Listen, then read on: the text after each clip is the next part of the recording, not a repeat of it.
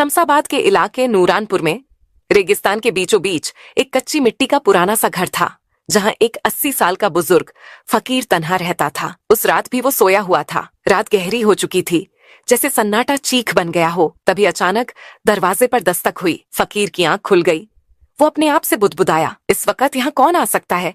और इस वीराने में तो आज तक कोई नहीं आया। मगर फिर दरवाजा जोर जोर से बजने लगा। फकीर बिस्तर से उठा और जैसे ही दरवाजा खोला, बाहर का मंजर देखकर वो हक्का बक्का रह गया। दरवाजे पर 2 जवान और बेहद खूबसूरत लड़कियां खड़ी थीं। जैसे ही फकीर ने उन्हें देखा, दिल में अजीब सी खिंचाव सी महसूस हुई। वो उन्हें देखता ही रह गया। निगाहें हटाना मुश्किल हो गया। उसने उनकी तरफ देखते हुए पूछा, तुम कौन हो बेटियों?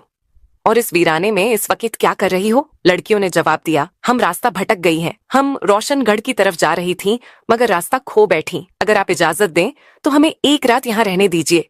सुबह होते ही रवाना हो जाएंगे। फकीर उन्हें देखकर जैसे मदहोश सा हो गया था। वो बस इतना ही कह सका, आ जाओ अंदर। लड़कियां घर में दाखिल हुईं। फकीर ने उन्हें घर का एक कोना दिखाया और कहा, यहाँ सो जाओ बेटियों। दोनों वहीं लेट गईं और थोड़ी ही देर में नींद में खो गईं। रात के आखिरी पहर नाइला को यूं महसूस हुआ जैसे कोई उसके करीब खड़ा हो। उसने आंखें खोली तो देखा फकीर उसके पास झुका हुआ है और कुछ अजीब सी निगाहों से उसे देख रहा है। नाइला झटके से उठ बैठी, बोली, क्या हुआ?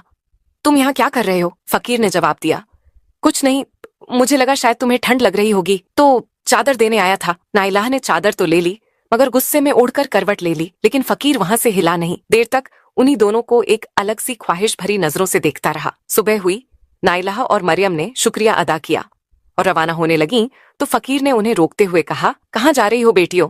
रोशनगढ़ तो बहुत दूर है। तुम जवान लड़कियां हो, आज की रात और रुक जाओ, फिर मैं तुम्हारे जाने का कोई इंतजाम कर दूंगा। ये कहकर फकीर उनके करीब आया, मगर नाइला और मरियम ने कहा, नहीं, हमें जाना है। तब फकीर बिल्कुल पास आ गया और नाइला का हाथ पकड़ते हुए बोला, बस एक रात की बात है बेटियों, रुक जाओ। नाइला ने झटके से हाथ छुड़ाया और गुस्से में बोली, क्या मतलब? फकीर ने कहा, कल मैं तुम्हारे जाने का कोई इंतजाम करवा दूंगा। अब भी वो उन्हें अजीब सी नजरों से देख रहा था, जैसे उसके जहन में कोई चाल हो। लड़कियां उसकी बातों में आ गईं और रुकने के लिए तैयार हो गईं। सारा दिन फकीर उनसे नरमी और मोहब्बत से बातें करता रहा और उन्हें उसी तरह देखता रहा जैसे वो उनके पास आना चाहता हो। रात हो चुकी थी। दोनों लड़कियां कोने में अपने बिस्तर पर जाकर लेट गईं। फकीर भी अपने बिस्तर पर लेट गया। रात के आखिरी पहर जब सन्नाटा गहरा होता जा रहा था, फकीर चुपके से अपने बिस्तर से उठा और धीमे धीमे कदमों से लड़कियों की तरफ बढ़ा। वो काफी देर तक उन दोनों को देखता रहा। फिर उनमें से एक, जो बेहद खूबसूरत थी, नाइला, उसके पास जाकर बैठ गया।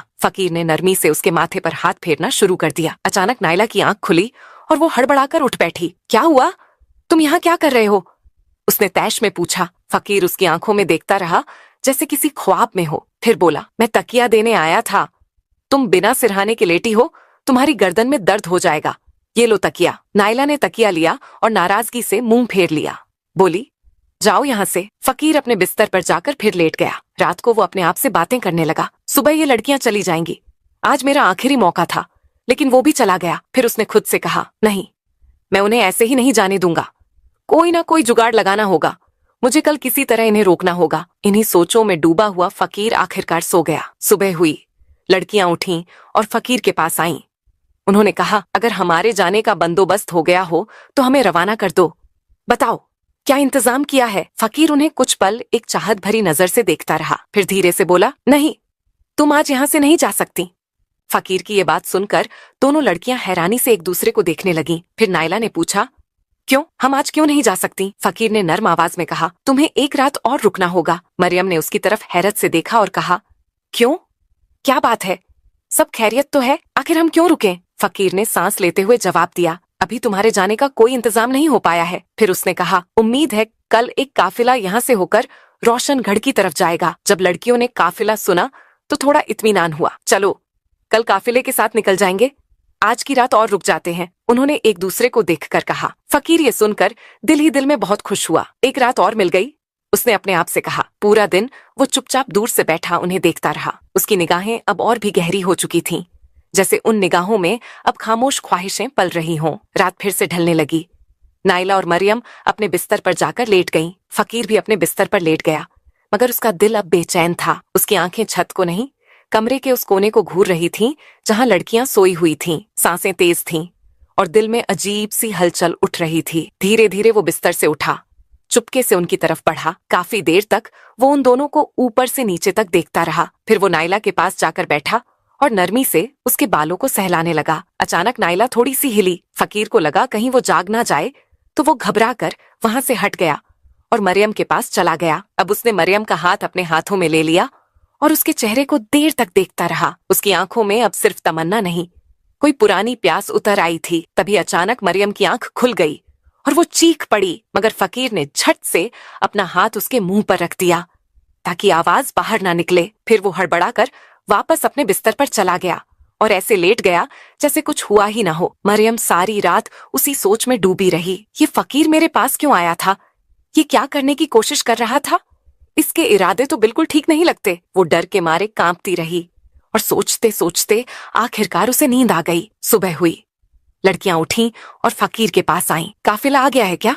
अब हमें इजाजत दो, उन्होंने कहा। फकीर कुछ देर तक उनकी आंखों में देखता रहा, फिर बोला, लेकिन काफिला तो अभी तक नहीं आया। लड़कियां चौंक गईं। मगर तुमने तो कहा था कि काफिला आज आ जाएगा, फकीर ने थकी हुई आवाज में कहा। हाँ, आना था, शायद शाम तक आए। लड़कियों ने आपस में देखा और कहा, ठीक है, हम शाम तक और इंतजार कर लेते हैं। फकीर ने बस सिर हिलाया और कुछ नहीं कहा। अब वो आंगन में बैठा था और दूर से लड़कियों को फिर उसी अजीब नजरों से देख रहा था। एक लड़की ने दूसरी से कहा, इसकी निगाहें मुझे ठीक नहीं लगती। दूसरी ने सिर हिलाया। हाँ, तुम ठीक कह रही हो, हमें जल्दी से यहाँ से निकल जाना चाहिए। हम जवान लड़कियां हैं और इसके दिल में ना जाने क्या चल रहा है। पहली लड़की बोली, हाँ, ये रात को मेरे पास आया था और मुझे छूने की कोशिश कर रहा था। दूसरी ने भी कहा, उसने मेरे साथ भी वही किया। आज हमें किसी भी हालत में रात नहीं रुकना चाहिए। शाम को काफिला आए या ना आए, हमें निकल जाना है। फकीर अब भी दूर से उन्हें देख रहा था, बिल्कुल वैसे ही जैसे कोई शिकारी अपने शिकार पर नजर रखता है। शाम हो चुकी थी। इससे पहले कि लड़कियां खुद उसके पास आती, फकीर खुद आ गया। देखो, उसने कहा, मुझे लगता है काफिला अब सुबह तक आएगा। सोचा तुम्हें पहले ही बता दूं, उनके पास सामान बहुत होता है, धीरे धीरे चलते हैं, आज की रात और रुक जाओ। लड़कियां अब झल्ला गईं। एक ने तेजी से कहा, हम अब और नहीं रुक सकते, चाहे काफिला आए या ना आए, हम अभी निकल रही हैं, हमें अब मत रोको। फकीर और करीब आया। थोड़ी ही देर में रात हो जाएगी, तुम जवान लड़कियां हो, इस वीराने में कहाँ जाओगी? यहाँ जानवर भी घूमते हैं, अगर कोई नुकसान पहुंचा तो? उसके लहजे में फिक्र कम और चाल ज्यादा थी। लड़कियों को अब पूरा यकीन हो गया ये सब कोई नई चाल है, लेकिन उन्होंने एक दूसरे को देखकर कहा, हमारे पास और कोई चारा नहीं, एक रात की तो बात है, रुक जाते हैं। उन्होंने सख्ती से फकीर से कहा, ठीक है, मगर ये आखिरी रात है, कल सुबह चाहे काफिला आए या ना आए, हम निकल जाएंगे। फकीर ने मुस्कुराकर कहा, ठीक है, मगर उसके चेहरे की मुस्कान में अब कुछ और ही छुपा हुआ था। रात हो चुकी थी। नाइला और मरियम अब पूरी तरह सतर्क थीं। एक कोने में लेटी थीं, मगर उनकी आंखें खुली हुई थीं। वो डर और शक में डूबी हुई थीं। आपस में धीमी आवाज में बात कर रही थीं। उम्मीद है आज की रात जल्दी बीत जाए। नाइला ने कहा, हाँ, बस आंखें बंद करके ऐसे लेटे रहो जैसे हम सो चुकी हैं। मरियम ने जवाब दिया। फकीर अपने बिस्तर पर लेटा था, मगर उसकी एक आंख खुली हुई थी। वो बार बार उनकी तरफ देख रहा था, ये जानने के लिए कि क्या वो सच में सो गई हैं। जब उसने देखा कि वो अब हिलडुल नहीं रही, उसने भी आंखें बंद कर ली, मगर उसका दिल अभी भी करवटें ले रहा था। कुछ देर बाद जब उसे यकीन हो गया कि लड़कियां सो चुकी हैं, वो धीरे से उठकर उनकी तरफ चल पड़ा। काफी देर तक वो उनके पास खड़ा रहा, जैसे उनके हाव भाव को पढ़ रहा हो। फिर वो नाइला के पैरों के पास बैठ गया और धीरे धीरे उनके पैर सहलाने लगा। तभी नाइला की आंख हल्की सी खुल गई। फकीर को एहसास हुआ तो वो फौरन पीछे हट गया। अब वो मरियम के पास गया और उसके पास बैठकर उसका माथा सहलाने लगा। अचानक मरियम की आंख खुल गई। उसने घबराकर करवट ली और मुंह नीचे कर लिया। कुछ बोली नहीं, मगर उसकी हरकतों से पता चल गया कि वो जाग चुकी है। फकीर चुपचाप उठा और फिर अपने बिस्तर पर जाकर लेट गया। उसकी धड़कनों में घबराहट थी, मगर चेहरे पर कोई परेशानी नहीं थी। सुबह हो चुकी थी। लड़कियां उठीं और सीधा फकीर के पास गईं। हाँ, आया क्या तुम्हारा काफिला, या अब कोई नया बहाना है? उन्होंने तीखे लहजे में पूछा। फकीर कुछ देर खामोश रहा, फिर बोला, काफिला तो नहीं आया। अब नाइला और मरियम झल्ला चुकी थीं। हमें तो पहले ही पता था कि कोई काफिला नहीं आने वाला। तुम हमें किसी और मकसद के लिए यहाँ रोक रहे हो, हमें सब समझ आ चुका है। अब हम एक पल भी यहाँ नहीं रुक सकते। उनमें से एक लड़की ने दूसरी का हाथ पकड़ा और कहा, चलो यहाँ से चलते हैं। जैसे ही वो झोपड़ी से बाहर निकलने लगी, फकीर अचानक उनके सामने आकर खड़ा हो गया और रास्ता रोकते हुए बोला, तुम यहाँ से नहीं जा सकती। लड़कियों ने कहा, रास्ते से हट जाओ वरना हम जोर से चिल्लाएंगी। फकीर ने धीरे से कहा, तुम्हारी आवाज यहाँ सुनने वाला कोई नहीं है। तुम क्या चाहते हो? हमें क्यों रोक रहे हो? तुम हमारे बाप की उम्र के हो। कोई तो शर्म करो, कोई तो लिहाज करो, एक लड़की ने गुस्से में कहा। फकीर ने संजीदगी से कहा, जैसा तुम्हें दिख रहा है वैसा नहीं है। तुम जिस शख्स की तलाश में रोशनगढ़ जा रही हो, क्या पता वो यहीं कहीं हो। हमें यहाँ एक पल भी नहीं रुकना, लड़कियों ने और भी गुस्से से कहा। और तुम्हें ये कैसे मालूम कि हम रोशनगढ़ में किसी को ढूंढने जा रही हैं? उन्होंने सवाल किया। फकीर बोला, ये बात मैं अभी नहीं बता सकता, मगर अगर तुम आज की रात यहीं रुकती हो तो यही तुम्हारे हक में बेहतर होगा। फिर वही चाल। लड़कियां अब चौंक चुकी थीं। एक बूढ़े आदमी को क्या हो गया है? क्यों बार बार हमें रोक रहा है? वो सोचने लगी। फकीर ने फिर कहा, मैंने कहा ना, बस एक रात और रुक जाओ। कल सुबह तुम्हारे सारे सवालों के जवाब मिल जाएंगे और शायद तुम्हें रोशनगढ़ जाने की भी जरूरत ना रहे। फकीर ने बात खत्म की। लड़कियां अब उलझन में थीं। वो हैरानी से एक दूसरे को देखने लगीं। ये कैसे जानता है कि हम किसे ढूंढ रही हैं और क्या हमारा कोई मसला है? उनके जहन में सवालों का तूफान था, मगर अब उन्हें फकीर पर बिल्कुल भी एतबार नहीं रहा। उन्होंने फकीर को धक्का दिया और झोपड़ी से बाहर निकल गईं। फकीर उनके पीछे पीछे भागा और पीछे से आवाज दी, रुको, सब कुछ बर्बाद हो जाएगा अगर तुम चली गई तो। काफी दूर जाने के बाद लड़कियां थककर एक जगह बैठ गईं। उनका दम फूल रहा था, मगर दिलों में अब भी डर और बेचैनी बनी हुई थी। अचानक पीछे से फकीर हांफता हुआ उनके करीब आ गया। उसकी सांसें तेज थीं। मैं आखिरी बार तुमसे कह रहा हूँ, उसने धीमे लेकिन यकीन भरे लहजे में कहा, आज रात मत जाओ। अगर आज की रात मेरे साथ इस घर में रुक गई तो शायद तुम्हें रोशनगढ़ जाने की जरूरत नहीं पड़ेगी। लड़कियों ने थके हुए लेकिन सख्त अंदाज में पूछा, अगर कोई बात है तो साफ साफ क्यों नहीं बताते? फकीर ने गहरी सांस ली और कहा, वो बात मैं अभी नहीं बता सकता। अगर मैंने अभी कह दी तो सब कुछ बर्बाद हो जाएगा, मगर मैं सिर्फ इतना बता सकता हूँ कि तुम दोनों अपने शौहर को तलाश करने निकली हो। ये सुनकर लड़कियां सन्न रह गईं। उनकी सांसें जैसे एक पल को थम गईं। हाँ, हम अपने शौहर को ढूंढ रही हैं। वो काफी वक्त से लापता है। हमने कई इलाकों में ढूंढा, अब रोशनगढ़ की तरफ जा रही है। लेकिन तुम्हें ये सब कैसे मालूम? उनमें से एक ने चौंक कर पूछा। फकीर ने बेहद संजीदगी से जवाब दिया, मुझे सब मालूम है, मगर तुम्हें मेरे साथ एक रात गुजारनी होगी, तभी मैं तुम्हारे सारे सवालों का जवाब दे सकूंगा। ये अजीब शर्त सुनकर लड़कियां घबरा गईं। उन्होंने एक दूसरे की तरफ देखा। डर, शक और उलझन उनकी आंखों में साफ नजर आ रही थी। ये फिर कोई नई चाल है क्या? अब ये रात में हमारे साथ क्या करने वाला है? वो मन ही मन सोचने लगी। फकीर अब भी वहीं खड़ा था, बेहद संजीदा और ठहरा हुआ। कुछ देर सोच विचार के बाद नायला बोली, ठीक है, चलो एक रात और वहीं रुक जाते हैं। मरियम ने हामी भरी, हाँ, मगर ये आखिरी रात होगी। इसके बाद अगर कोई बात हुई तो हम और कुछ नहीं सुनेंगे। ये सुनकर फकीर का चेहरा जैसे खुशी से खिल उठा। उसकी आंखों में अब चमक थी, जैसे कोई मंजिल करीब आ रही हो। ठीक है, उसने कहा। लड़कियां और फकीर अब वापस घर की तरफ चल पड़े। लड़की आगे आगे चल रही थी और फकीर उनके पीछे। उसकी चाल में अब उतावलापन नहीं था, बल्कि ठहराव था, मगर उसकी निगाहों में अब भी वही पुरानी हलचल थी। वो मन ही मन सोच रहा था, आज की रात कितनी मुश्किल से आई है और इस रात को मैं यूं ही नहीं जाने दूंगा। रात हो गई। लड़कियां जो अब बेहद सतर्क हो चुकी थीं, अपने बिस्तर पर लेटी रहीं, मगर उनकी आंखें खुली थीं। वो जाग रही थीं, आपस में धीमी आवाज में बात कर रही थीं और हर आहट पर चौकस थीं। फकीर अपने बिस्तर से उन्हें देखता रहा। जब रात का आखिरी पहर आया और उसे लगा कि अब नींद का असर हो रहा है, वो धीरे से उठा और नायला के पास जाकर बैठ गया। वो उसे बेहद प्यार भरी नजरों से देखता रहा, फिर उसका हाथ अपने सीने से लगा लिया। नायला ने एक झटके में हाथ छुड़ाया और गुस्से में मुंह फेर लिया। फकीर फिर उठा और मरियम के पास गया। उसके चेहरे को काफी देर तक देखता रहा, फिर उसके माथे पर एक नरम सा बोसा दिया। मरियम चौंकी, हड़बड़ाई और गुस्से में मुंह नीचे कर लिया। फकीर फिर चुपचाप उठकर अपने बिस्तर पर लौट गया। उसकी आंखों में कोई पछतावा नहीं था, बस एक इंतजार था जो अब अपने अंजाम के करीब था। सुबह की पहली किरण झोपड़ी की मिट्टी भरी दीवारों से छनकर अंदर आई। लड़कियां अब भी जागी हुई थीं।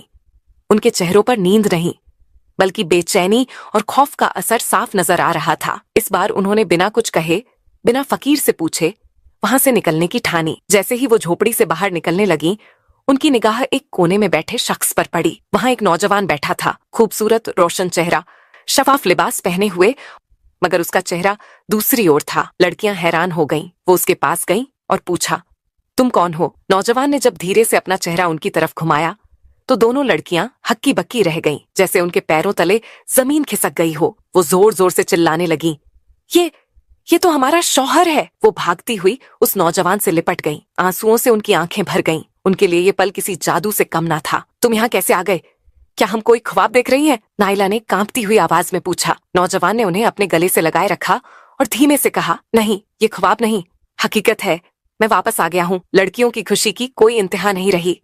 बरसों से जिसकी तलाश में थी, आज वही उनके सामने था। लेकिन तुम कहाँ थे? मरियम ने पूछा। और तुम इस फकीर के घर में कैसे पहुंचे? वो आदमी तो हमें बिल्कुल ठीक नहीं लगा। क्या तुम उसे जानते हो? नौजवान ने उनकी आंखों में देखा। अब उसकी आंखों में राज नहीं बल्कि राहत थी। उसने कहा, पहले फकीर को बुलाकर लाओ।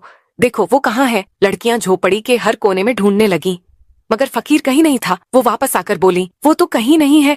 लगता है जैसे वो गायब हो गया हो।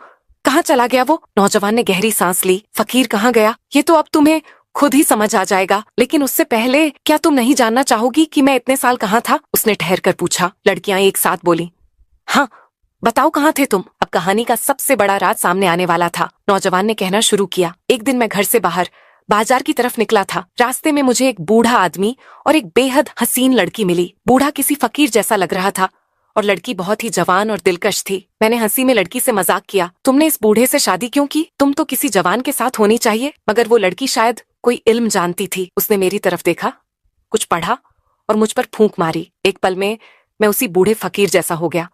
उसकी शक्ल मेरी हो गई और फिर उसने कहा, ये तेरी सजा है, अब तू सारी उम्र इसी हाल में रहेगा। लड़कियां अब पथराई हुई आंखों से सब कुछ सुन रही थीं। उनकी सांसें थम चुकी थीं। मगर नौजवान ने आगे कहा, उसने एक उम्मीद भी दी। कहा, अगर तेरे अपने जिनसे तू मोहब्बत करता है तुझे ढूंढते हुए इस वीराने तक पहुंचे और तेरे साथ वक्त बिताएं बिना तेरी असलियत जाने, तब तू अपनी असल शक्ल में लौट सकेगा। और हाँ, एक और शर्त थी, तू खुद अपनी पहचान नहीं बता सकता। अब लड़कियां थरथरा रही थीं। तो क्या तुम वही फकीर थे? उन्होंने कांपती आवाज में पूछा। नौजवान ने सिर झुकाकर कहा, हाँ मैं ही था वो फकीर। नौजवान की बात सुनते ही उनकी आंखों में आंसू भर आए, मगर इन आंसुओं में अब अफसोस था, शर्मिंदगी थी। वो भागकर एक बार फिर उसके गले से लग गईं। हमें माफ कर दो, हम तुम्हें पहचान ही नहीं सके। नौजवान ने उनके सिर पर हाथ फेरते हुए कहा, इसमें तुम्हारा कोई कसूर नहीं। तुम जानती ही नहीं थी कि मैं तुम्हारा शौहर हूँ। तुम्हारा दिल सच्चा था, नीयत पाक, और उसी सच्चाई ने मेरी सजा को तोड़ दिया। अब तीनों ने फिर से एक नई जिंदगी शुरू की, मगर इस बार उनके दरमियान कोई राज नहीं था, कोई फासला नहीं था। अब सिर्फ भरोसा था, वफा थी और एक ऐसा रिश्ता जो सज्जा से भी गुजरकर और भी मजबूत बन चुका था। मोहब्बत अगर सच्ची हो तो वह हर आजमाइश, हर वक्त और हर फासले को पार करके वापस लौट आती है। मगर अगर मोहब्बत में गुरूर आ जाए तो वही मोहब्बत सज्जा बन जाती है। लेकिन अगर सब्र, वफा और खुलूस के साथ निभाई जाए तो वही मोहब्बत एक दिन इनाम बन जाती है। इंसान की बाहरी सूरत कुछ भी हो, असली पहचान उसके दिल की सच्चाई और नीयत की पाकीज़गी से होती है। अगर आपको ये कहानी पसंद आई हो तो इसे लाइक जरूर कीजिएगा, शेयर भी जरूर कीजिएगा। नीचे कमेंट बॉक्स में जरूर बताइएगा कि इस कहानी का कौन सा हिस्सा आपके दिल को सबसे ज्यादा छू गया।